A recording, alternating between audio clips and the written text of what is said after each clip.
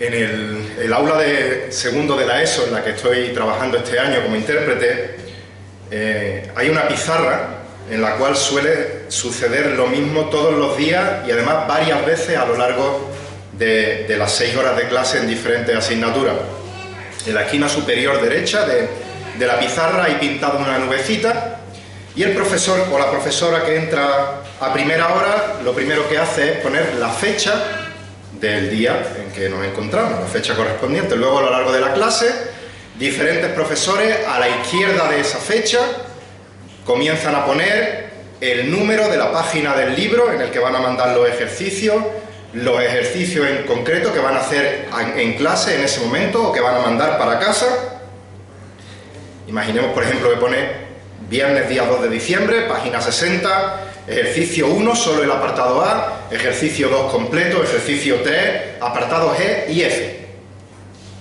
Bueno, pues en ese momento siempre comienza a escucharse lo mismo todos los días de diferentes alumnos, pero suelen ser los mismos alumnos. Profesora, ¿a qué día estamos hoy? El 1 ponía solo el apartado A y se escucha ¿el 1 hay que hacerlo entero? ¿Del 3 también se hace el A y el B, cuando estaba puesto que era el E y el F? ¿Y el ejercicio 5 no lo hacemos? ¿Qué ha dicho, el 1 o el 2 de diciembre? Al compañero de al lado. Y preguntas absurdas, similares a esta. Y digo absurdas porque los alumnos tienen delante de ellos, en letra clara, con números bonitos, todo lo que tienen que hacer, todo lo que ha mandado su profesor o la profesora. Pero teniendo la información clara delante de ellos, o bien la ignoran, o bien son tan torpes que no se dan cuenta de que la respuesta la tienen delante de sus narices. Con los judíos ocurría algo similar en cuanto a las verdades de la palabra de Dios y sobre todo en cuanto a la persona y obra de Jesucristo. El Señor Jesús era el cumplimiento perfecto de las Escrituras. Los judíos tenían las Escrituras en sus manos y podían comprobar que lo que Jesús decía era verdad, que el Señor Jesucristo proclamaba la verdad de las Escrituras que ellos tenían en sus manos. Pero los judíos, debido a su incredulidad, debido a sus tradiciones, debido a que habían torcido la Escritura, no reconocieron la verdad que tenían delante de ellos, al igual que los niños no reconocían la verdad que tenían delante de la pizarra. Es por eso que el apóstol Pablo, para dar el remate final a lo que estamos viendo en Romanos a lo largo de estas últimas predicaciones, de que la justificación es solamente, únicamente por la fe, únicamente a través de la persona y obra de Jesucristo, lo va a ilustrar con el ejemplo de una de las personas, o la persona quizás que ellos más respetaban, que era su patriarca Abraham. Vamos a leer el capítulo 4 completo de la carta del apóstol Pablo a los romanos, aunque hoy solo veremos los 8 primeros versículos. Así que si me queréis acompañar, Romanos capítulo 4, leeremos la carta en su totalidad. Dice el apóstol Pablo, movido por el Espíritu, Romanos 4:1, ¿qué diremos entonces? ¿Que halló Abraham nuestro padre según la carne? Porque si Abraham fue justificado por las obras, tiene de qué jactarse, pero no para con Dios. Porque ¿qué dice la Escritura? Y creyó Abraham a Dios y le fue contado por justicia. Ahora bien, al que trabaja, el salario no se le tiene en cuenta como favor, sino como deuda. Mas al que no trabaja, pero cree en aquel que justifica al impío, su fe se le cuenta por justicia. Versículo 6. Como también David habla de la bendición que viene sobre el hombre a quien Dios atribuye justicia, aparte de las obras, bienaventurados aquellos cuyas iniquidades han sido perdonadas y cuyos pecados han sido cubiertos, bienaventurado el hombre cuyo pecado el Señor no tomará en cuenta. Versículo 9. ¿Es pues esta bendición solo para los circuncisos o también para los incircuncisos? Porque decimos, a Abraham la fe le fue contada por justicia. Entonces, ¿cómo le fue contada? ¿Siendo circunciso o siendo incircunciso? No siendo circunciso, sino siendo incircunciso. Y recibió la señal de la circuncisión como sello de la justicia de la fe que tenía mientras aún era incircunciso, para que fuera padre de todos los que creen sin ser circuncidados, a fin de que la justicia también a ellos les fuera imputada, y padre de la circuncisión para aquellos que no solamente son de la circuncisión, sino también siguen los pasos de la fe que tenía nuestro padre Abraham cuando era incircunciso. Versículo 13. Porque la promesa a Abraham o a su descendencia de que él sería heredero del mundo no fue hecha por medio de la ley, sino por medio de la justicia de la fe. Porque si los que son de la ley son herederos, vana resulta nuestra fe y anulada la promesa. Porque la ley produce ira, pero donde no hay ley tampoco hay transgresión. Por eso es por fe, para que esté de acuerdo con la gracia, a fin de que la promesa sea firme para toda la posteridad, no solo a los que son de la ley, sino también a los que son de la fe de Abraham, el cual es padre de todos nosotros, como está escrito: te he hecho padre de muchas naciones, delante de aquel en quien creyó, es decir, Dios, que da vida a los muertos y llama a las cosas que no existen como si existieran. Versículo 18, él creyó en esperanza contra esperanza, a fin de llegar a ser padre de muchas naciones, conforme a lo que se había dicho, así será tu descendencia. Y sin debilitarse en la fe, contempló su propio cuerpo, que estaba ya como muerto, puesto que tenía como 100 años, y la esterilidad de la matriz de Sara.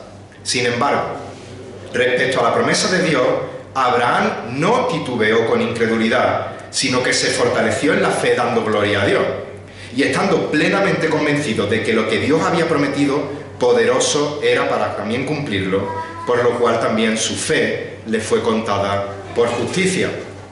Versículo 23. Y no solo por él fue escrito que le fue contada, sino también por nosotros, a quienes será contada, como los que creen en aquel que levantó de los muertos a Jesús nuestro Señor, el cual fue entregado por causa de nuestras transgresiones y resucitado para nuestra justificación. En este capítulo, en global, y en los versículos que vamos a ver esta mañana, vamos a ver la justificación por la fe ejemplificada en la vida de Abraham.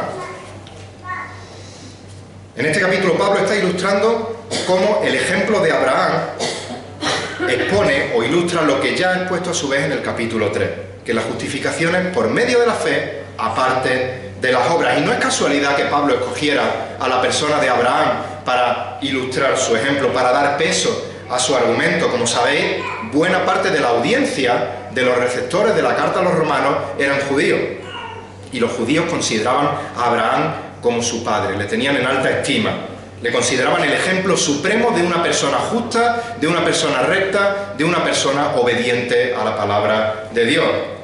Pero esta veneración había llegado al punto de torcer las Escrituras y de decir cualidades de Abraham que no se encontraban en las Escrituras, que no eran conformes a la verdad de la palabra de Dios. Algunos rabinos decían que Abraham había logrado la justificación por medio de sus propias obras. Estas afirmaciones surgían de torcer la palabra, de sacar de contexto o de interpretar mal versículos como por ejemplo Génesis 26, versículos 4 y 5, donde Dios le dice a Abraham: multiplicaré tu descendencia como las estrellas del cielo, y daré a tu descendencia todas estas tierras, y en tu simiente serán benditas todas las naciones de la tierra, porque Abraham me obedeció y guardó mis ordenanzas, mis mandamientos, mis estatutos y mis leyes. Y basándose en este texto decían: Abraham obedeció los mandamientos, las ordenanzas, los estatutos, las leyes de Dios de forma perfecta. Dios se lo está diciendo en este versículo, pero Dios no lo estaba diciendo en este versículo. Otro texto mal interpretado, Génesis 15:6. Y Abraham creyó en el Señor y él se lo reconoció por justicia. Y los rabinos malinterpretaban este texto diciendo que es la obediencia fiel de Abraham, las obras de Abraham, lo que el Señor le reconoció como justicia propia. El libro apócrifo del Eclesiástico, también conocido como la sabiduría de Sirac, dice que Abraham fue hecho justo delante de Dios gracias a su propia obediencia, gracias a sus obras. Otros rabinos daban un paso más allá en esta herejía y decían que Abraham nunca había pecado. También lo recogen escritos judíos antiguos, como por ejemplo en la oración de Manasés, leemos: por tanto tú, oh Señor, Dios de los justos, no has ordenado el arrepentimiento para los justos, y dice, para Abraham, Isaac y Jacob, que no pecaron contra ti, sino que has determinado arrepentimiento para mí, quien soy pecador. Ni Abraham, ni Isaac, ni Jacob eran pecadores, según estos textos apócrifos. El libro de los Jubileos dice: Abraham fue perfecto en todas sus obras para con el Señor y le fue agradable en justicia todos los días de su vida. Es decir, nunca pecó. Pero por supuesto sabemos que no hay nadie que se mantenga toda la vida, 24 horas al día, todos los días del año, cumpliendo la ley a perfección, porque no hay justo ni aun uno, como vimos en Romanos 3:10. Y Pablo iba a derribar todas esas mentiras, iba a derribar toda esa herejía, demostrando que Abraham fue justificado únicamente por la fe, independientemente de sus obras, y que fue justificado porque era un impío que necesitaba salvación. Y en este texto vemos la justificación de la fe ejemplificada en la vida de Abraham. Comienza el versículo 1 diciendo: ¿qué entonces? O como dice la Reina Valera, ¿qué pues?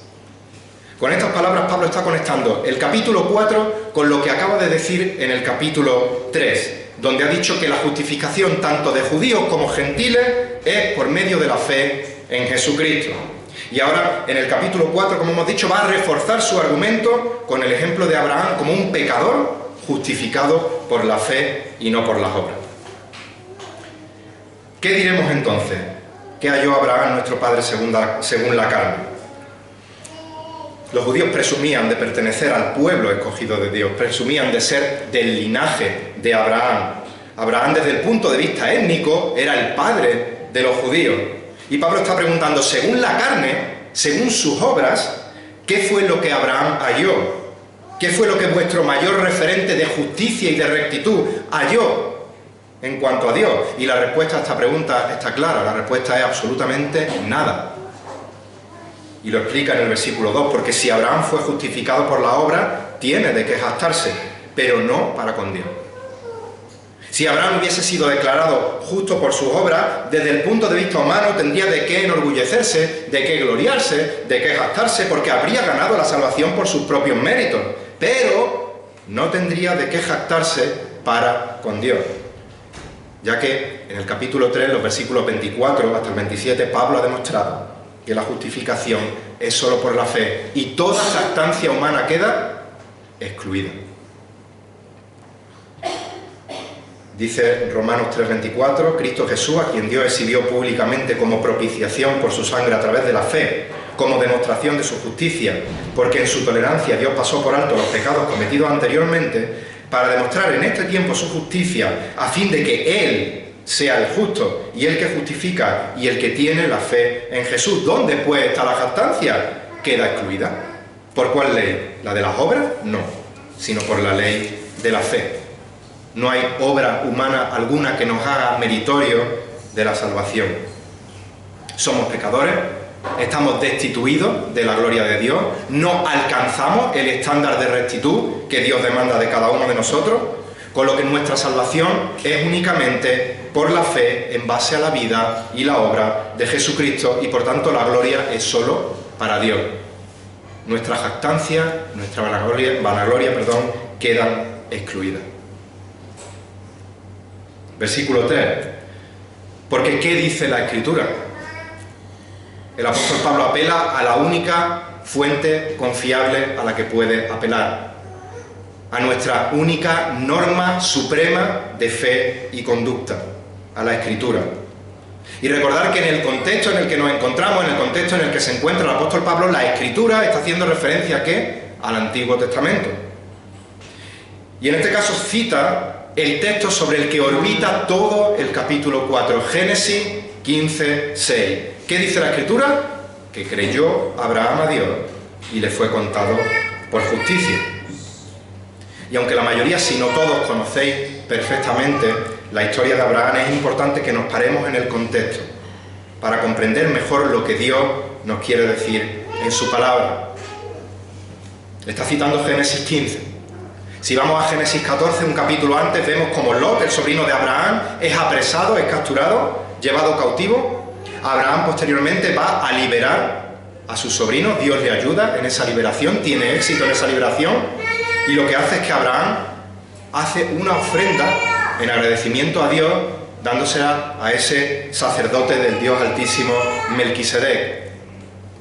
Llegamos al capítulo 15 y vemos cómo Abraham piensa que Dios va a cumplir su promesa.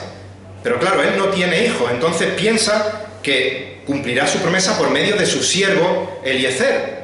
En aquellos tiempos era muy típico de que si alguien no tenía hijos biológicos, llamase heredero a su siervo.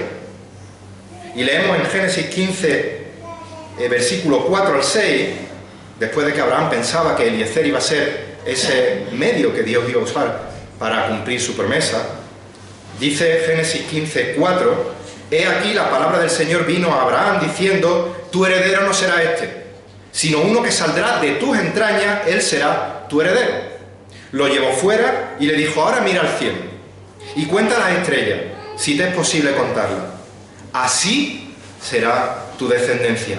¿Y qué pasó? Que Abraham creyó y el Señor se lo reconoció por justicia.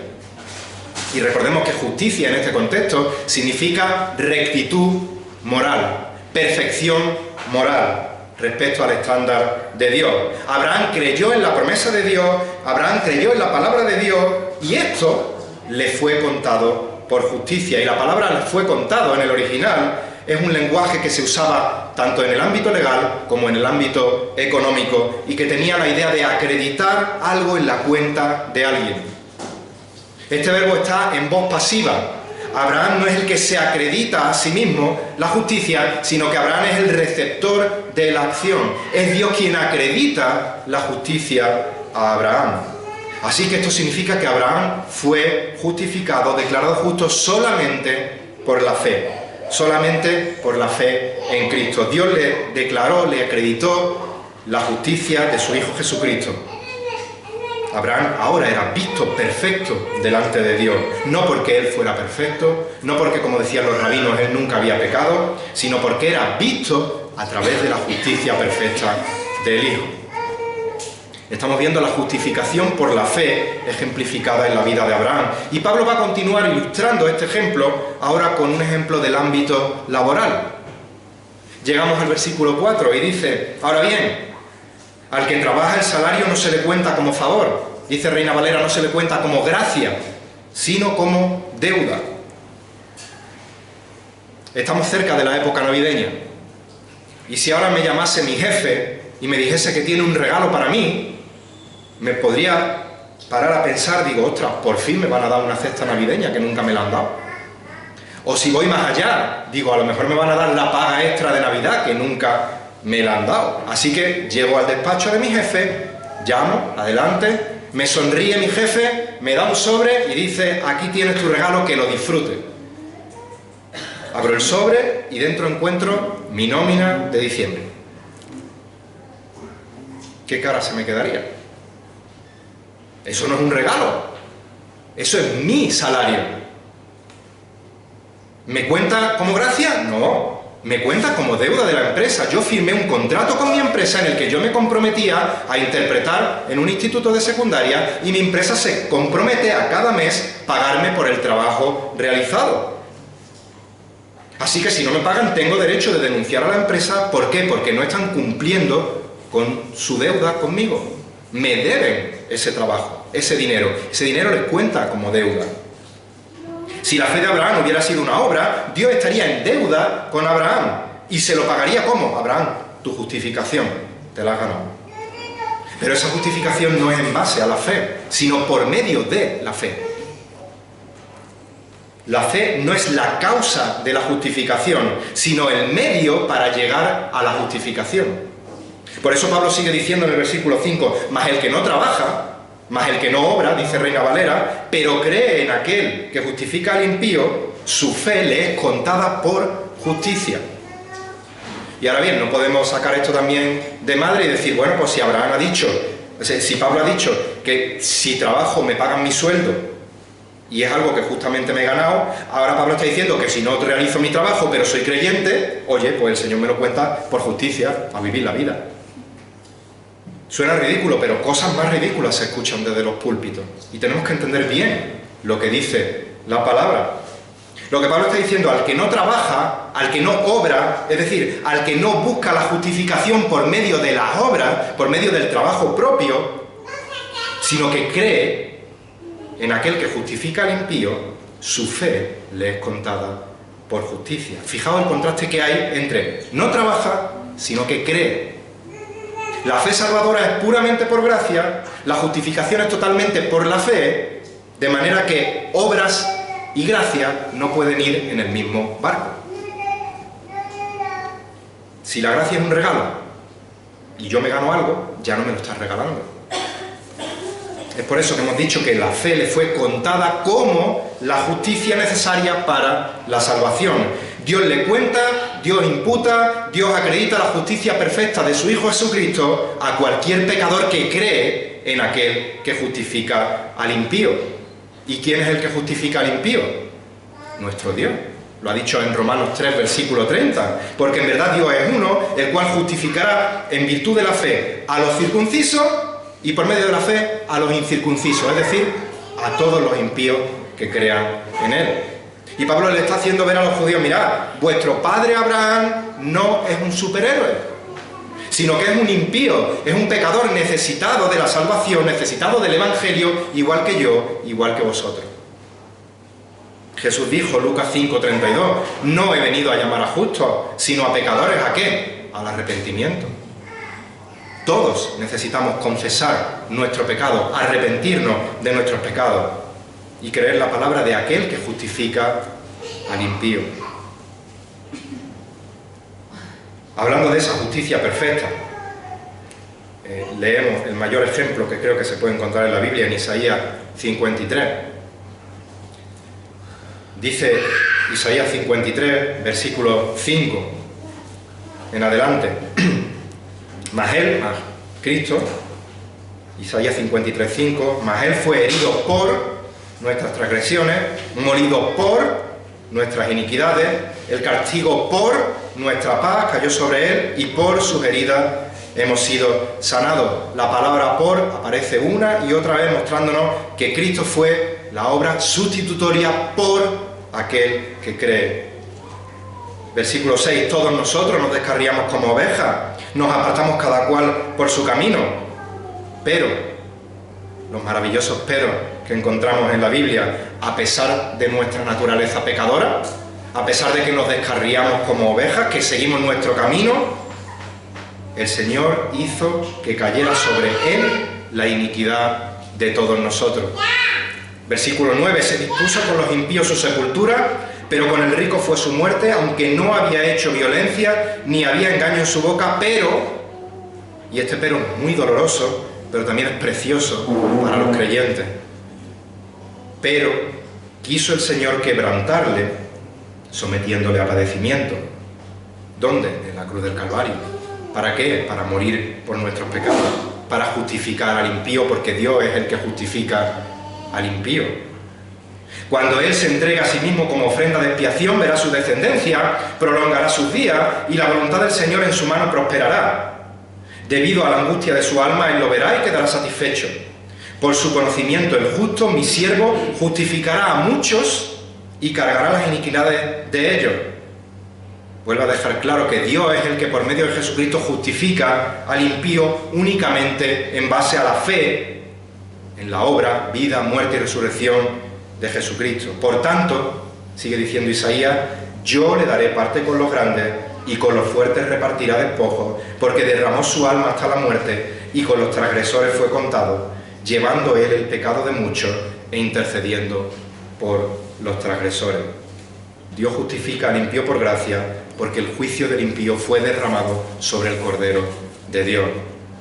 Como dice 2 Corintios 5, 21, al que no conoció pecado, le hizo pecado por nosotros, para que fuéramos hechos justicia de Dios en él. Dios nos da la fe necesaria para ser justificados. Pero no alcanzamos la salvación, la justificación, por la calidad o por la cantidad de nuestra fe, sino que la fe es el medio que Dios usa para justificarnos. ¿Cómo? Por el poder del Evangelio, por su gracia redentora, por medio del sacrificio sustitutivo de su Hijo en la cruz del Calvario. Y no solo quedamos limpios del pecado, no solo nuestra cuenta queda a cero, sino que es que además se nos acredita, se nos suma a nuestra cuenta la justicia de Dios, la justicia de Cristo, cae a la cuenta del creyente. Por tanto, Abraham solo pudo ser justificado en base al sacrificio de Cristo. Dice el apóstol Pablo en Gálatas capítulo 2, versículo 16, sabiendo que el hombre no es justificado por las obras de la ley, sino mediante la fe en Cristo Jesús, también nosotros hemos creído en Cristo Jesús para que seamos justificados mediante la fe en Cristo y no por las obras de la ley, puesto que por las obras de la ley nadie será justificado. En el caso de los creyentes del Antiguo Testamento, ellos fueron justificados creyendo en el Mesías que habría de venir. Fueron justificados, fueron salvados por el Evangelio.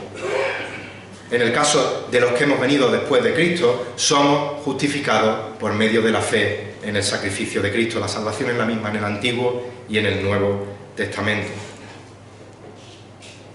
Pablo ha explicado al final del capítulo 3 que la justificación es únicamente por gracia, por medio de la fe.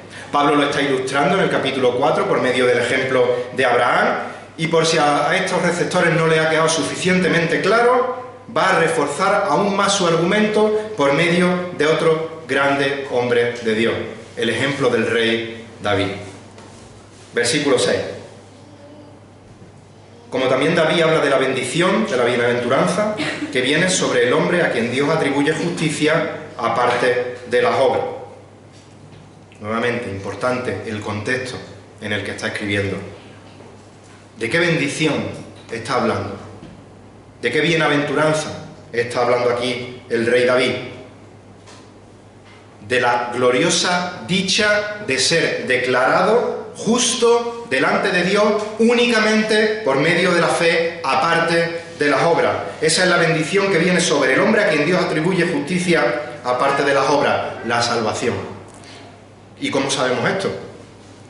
Pues porque Dios proclama esta noticia, o mejor dicho, David proclama esta noticia en el Salmo 32, 1 y 2, que son los versículos que Pablo está citando en Romanos 4, 7 y 8. Dice el rey David: cuán bienaventurado, Salmo 32, 1, cuán bienaventurado es aquel cuya transgresión es perdonada, cuyo pecado es cubierto.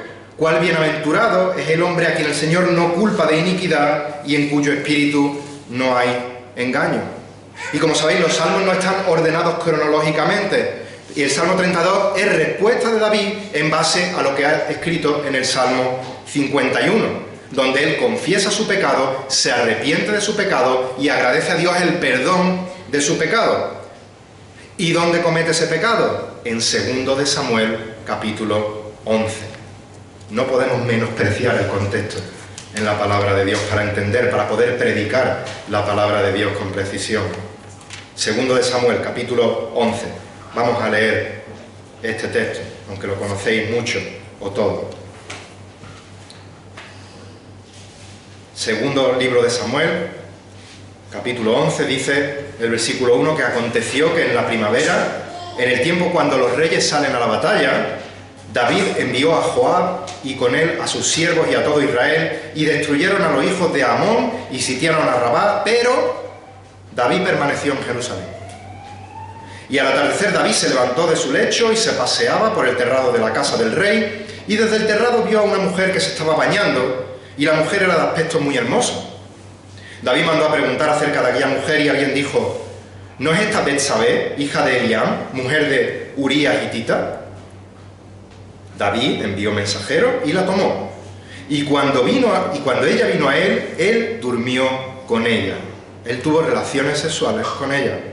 Después de que ella se purificó de su inmundicia, regresó a su casa, y la mujer concibió y envió aviso a David diciendo: estoy encinta, versículo 6.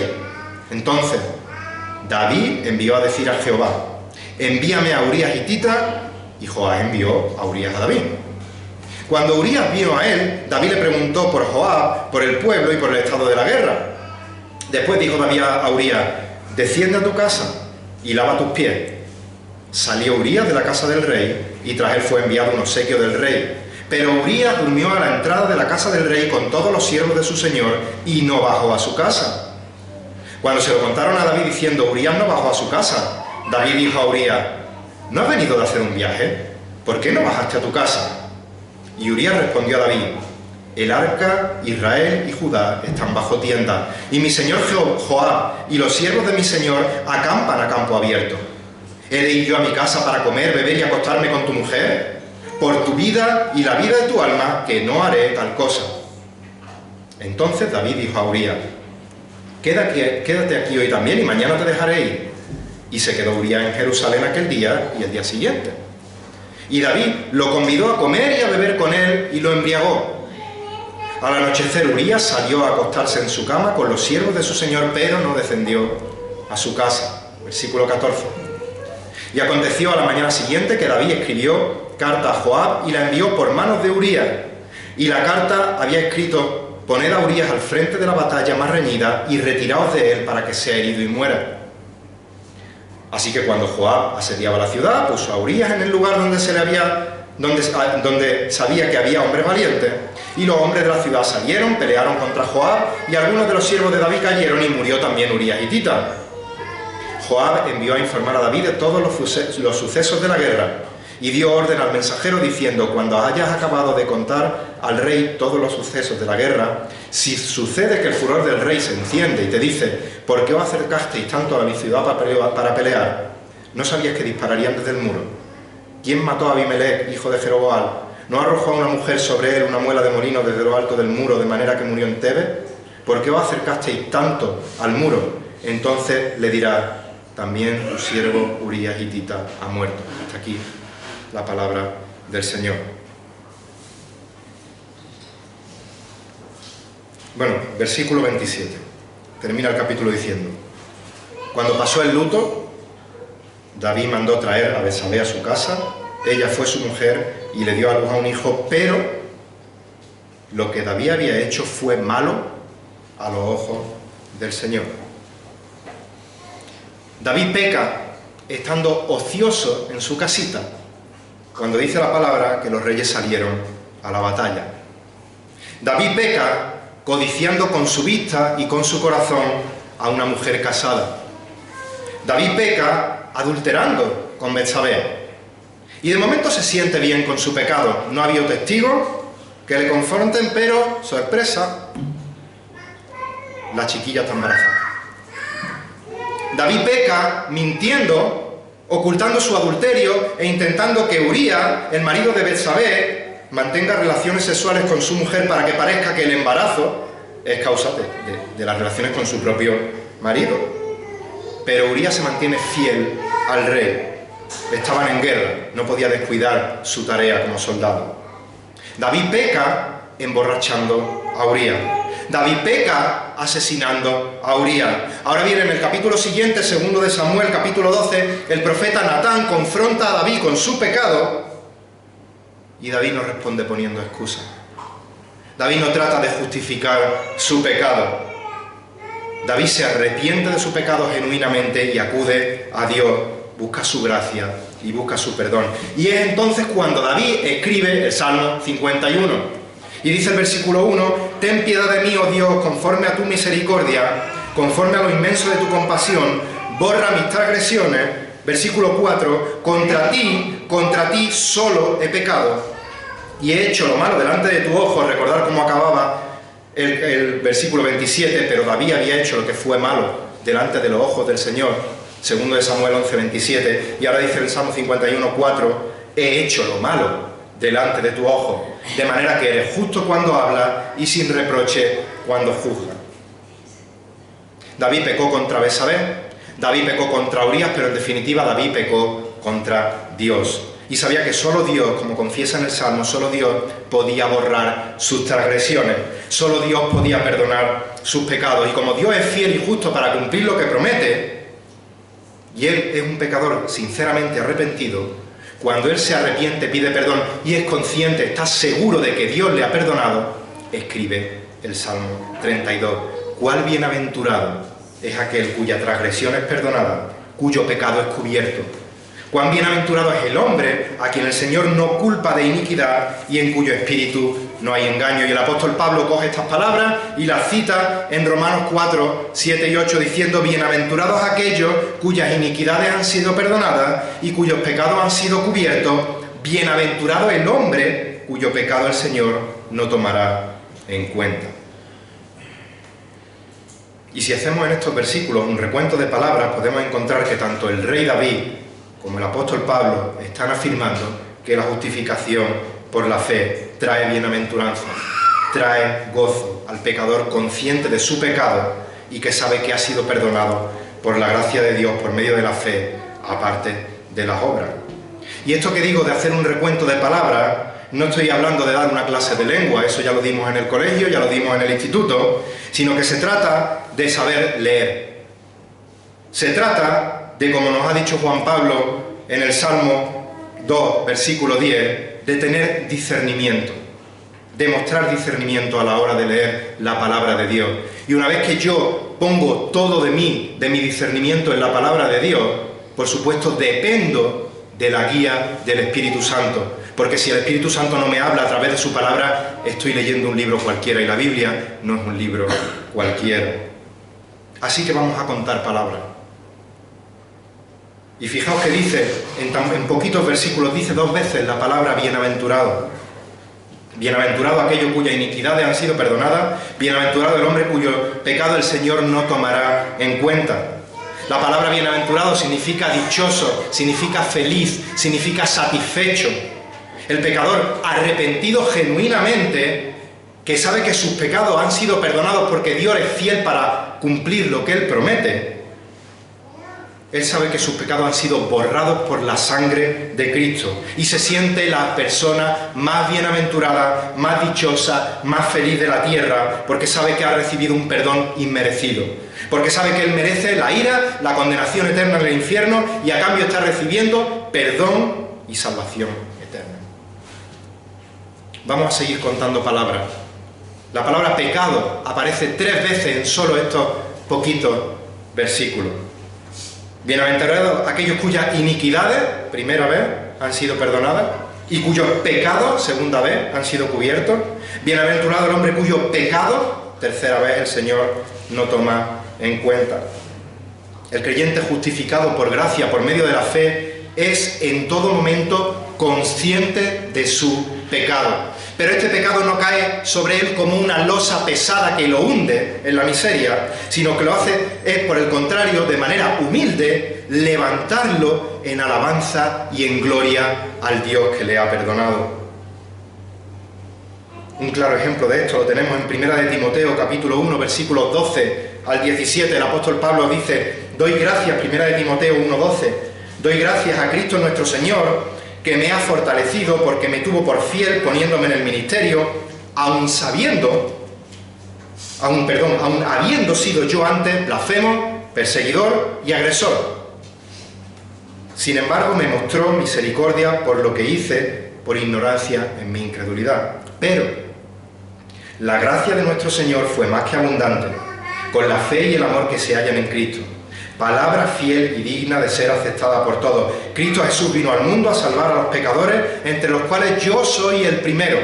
Sin embargo, por esto hallé misericordia, para que en mí, como el primero, Jesucristo demostrara toda su paciencia como un ejemplo para los que habrían de creer en Él para vida eterna. Por tanto, al Rey eterno, inmortal, invisible, único Dios, a Él sea el honor y la gloria por los siglos de los siglos.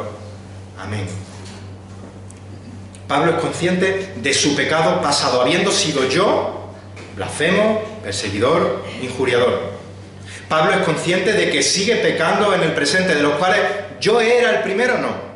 Yo soy el primero. Él es consciente de su pecado, pero también es consciente de que ha sido perdonado, declarado justo en base a la gracia perfecta de Cristo. Pero la gracia, dice de nuestro Señor, fue más que abundante, lo cual le lleva a terminar con una doxología, le lleva a terminar con palabras de alabanza a Dios.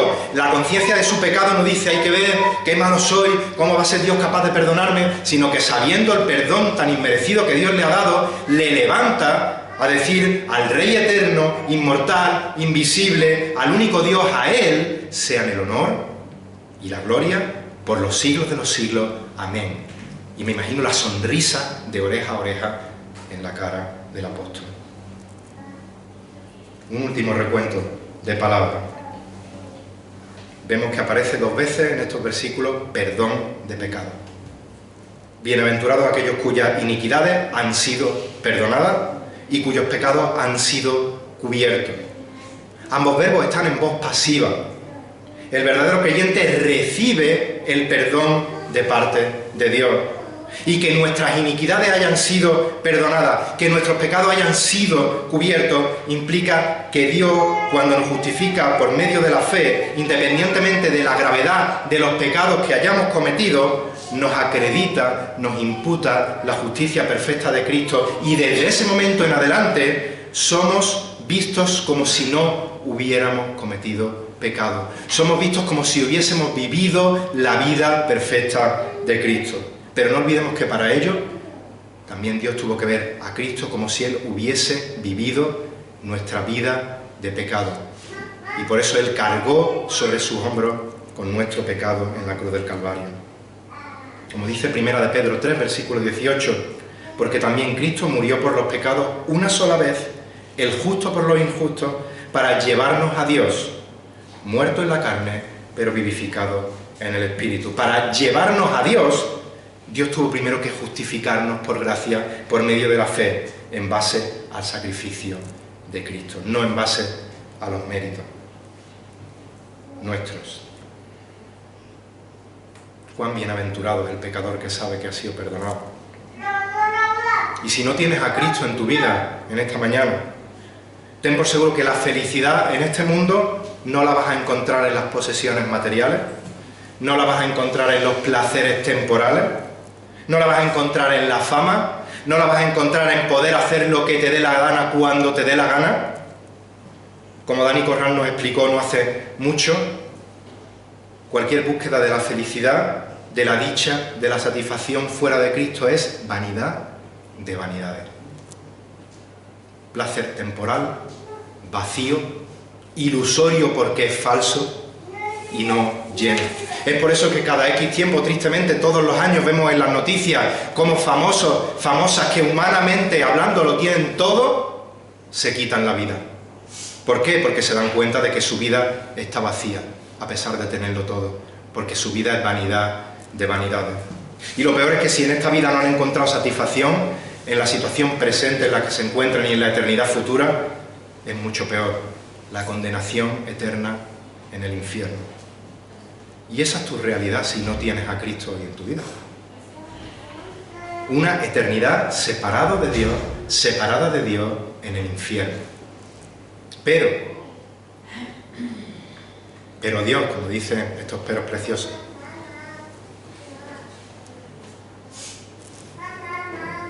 por méritos propios no, pero Dios por el puro afecto de su voluntad. Porque Él ha querido, a pesar de que ni yo ni tú lo merezcamos, pero Dios ha provisto de un camino para vivir una vida bienaventurada aquí en la tierra, independientemente de las circunstancias en las que te encuentres, pero lo más importante, para vivir una dicha eterna en la presencia del Señor. Solo tienes que pedirle a Dios que te dé la fe para creer en Él. La fe por la cual puedas acudir a Cristo arrepentido, arrepentida de tus pecados y confesarle como el Señor y Salvador de tu vida. Hemos estado viendo en estos versículos la justificación por la fe ejemplificada en la vida de Abraham. La palabra de Dios es clara en cuanto a que la justificación es solamente por gracia, solamente por medio de la fe en la vida y obra de Jesucristo. Y aquellos que por la gracia de Dios ya estamos disfrutando de la seguridad de salvación, porque hemos sido declarados justos delante de Dios, aunque sabemos que la salvación no es por obra, es necesario que en nuestras obras se vea visiblemente nuestra justificación. Así que os exhorto, y a mí el primero, a que vivamos vidas santas, vidas obedientes a la palabra de Dios, que escudriñemos cada día más y más la Escritura para conocer al Dios de la Escritura, para conocer la voluntad de Dios y saber cómo vivir nuestras vidas de una forma más agradable a Él. Que cada día nuestras vidas se vayan conformando más y más a la imagen de nuestro Señor Jesucristo, el único que sí vivió una vida perfecta, conforme a los estándares de rectitud de Dios. Y que nuestras vidas de piedad redunden en que a Dios, en que solo a Dios, al Rey eterno, inmortal, invisible, único Dios, a Él sea el honor y la gloria por los siglos de los siglos. Amén. Que el Señor bendiga su palabra. Señor, te estamos agradecidos por la claridad de tu palabra. Te estamos agradecidos por habernos abierto los ojos espiritualmente para poder entender tu palabra. Gracias por una salvación tan inmerecida, por una salvación tan grande, por una salvación gratis para nosotros y por una salvación que te costó un precio tan alto, Señor, que jamás hubiéramos podido pagar ninguno de nosotros, Señor. Gracias por la obediencia, por el ejemplo de tu Hijo Jesucristo. Gracias por su obra en la cruz del Calvario. Gracias porque también tú demostraste tu conformidad con el sacrificio perfecto de Cristo al resucitarlo al tercer día conforme a las Escrituras. Gracias porque tú le ascendiste a su posición de gloria y ahora sabemos que Él está mediando entre ti y nosotros. Gracias porque somos declarados justos por medio de la justicia perfecta de tu Hijo Jesucristo, Señor. Y te rogamos, Señor, que tu Evangelio dé vida a los corazones que aún siguen muertos espiritualmente y que están escuchando tu palabra predicada, Señor. Que tú traigas al arrepentimiento a aquellos que escuchan tu Evangelio y que cada día, según tu santa, soberana voluntad, añadas a tu iglesia a todos aquellos que han de ser salvos. Y a los que nos has salvado, Señor, perdónanos de nuestros pecados, Padre, y ayúdanos a ser fieles a tu palabra, a ser hijos dignos del Padre que tenemos, a vivir vidas dignas de la vocación a la que hemos sido llamados, Señor, y que no busquemos el vivir vidas de piedad para sentirnos mejor con nosotros mismos, Señor, para que nos den una palmadita en la espalda de lo bien que lo estamos haciendo, sino que lo hagamos para dar testimonio de tu grandeza, para edificarnos los unos a los otros en tu cuerpo, el cual Cristo es la cabeza y al cual nos sometemos, y sobre todo que nuestras vidas redunden en que solo a ti sea la gloria y el honor por los siglos de los siglos. Y esto oramos en el nombre de tu Hijo Jesucristo. Amén.